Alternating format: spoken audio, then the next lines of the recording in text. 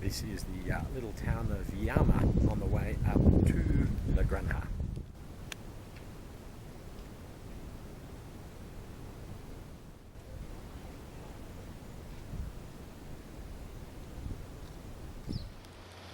Morning.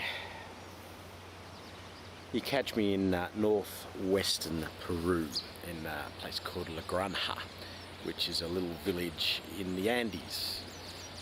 In fact, on the spine of the Andes, up here, this ridgeline, which I went a little bit closer to yesterday, this ridgeline is the spine of the Andes. This side, the watershed flows down into the Atlantic via the mighty Amazon, and the other side of that ridgeline, the water flows into the Pacific.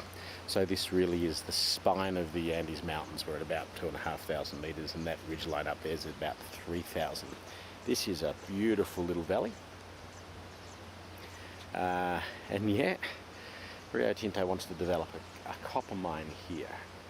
And I suppose it highlights the contradictions or dilemmas that go on when you're looking at developing. Because this is a beautiful valley, but the world needs copper. And if you're concerned about the environment, there's 4 times as much copper in an electric car as there is in a petrol one. If you're going to have a wind farm, you need copper. And if you want to have solar panels, you need copper. So the world needs copper. And there isn't enough around, which is why the copper price keeps on going up. And as the world moves to urbanize further, as more and more poor economies pull themselves out of poverty, they need copper. And as China continues to develop, it needs copper. So the world needs to do one of a couple of things. Either you need to mine more copper, find and mine more copper, or you need to find a replacement for copper, which is hard because it is the second best conductor of electricity known to man, the best being silver, and that just is more of a problem than copper. So either you mine more copper, or you tell some communities and countries that they're not allowed to develop. And that's not fair.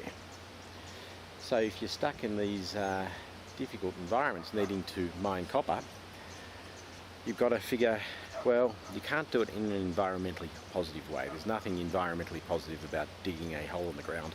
You've got to do it in the least negative way possible, and where you can, use the economic spurt that comes from mining to help local communities advance.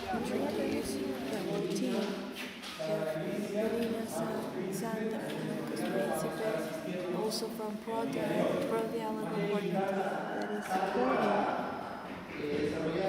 this part to develop this training is that's the name of the company. It's like the acronym for train cell in Spanish. So the issues that are dealt with are self-esteem, effective communication.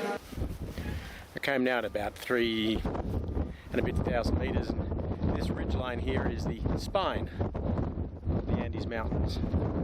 The valley below is where we hope to put a copper mine. The community consultation that we do here is quite genuine, and as you'll see, we have a group of local mayors and officials coming up, and to make it all English for me is Diana.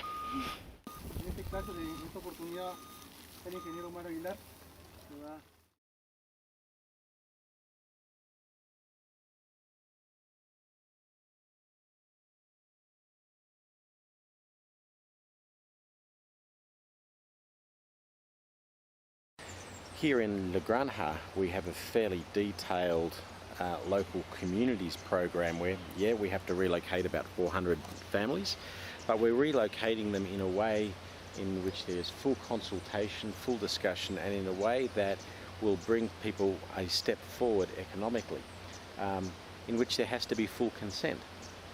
The social fund that's funded by this mine operation has brought electricity to this valley for the first time.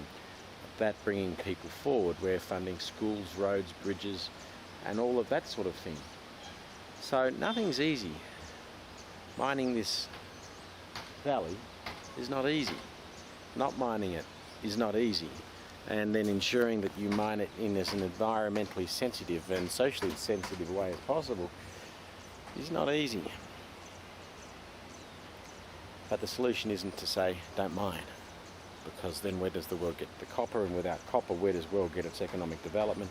And it's all very well to sit in nice advanced economies like Australia's and say, well, we shouldn't develop anymore, but you try telling that to the villagers in Western China or parts of India or Botswana or Mozambique or all these countries that for the first time are making progress.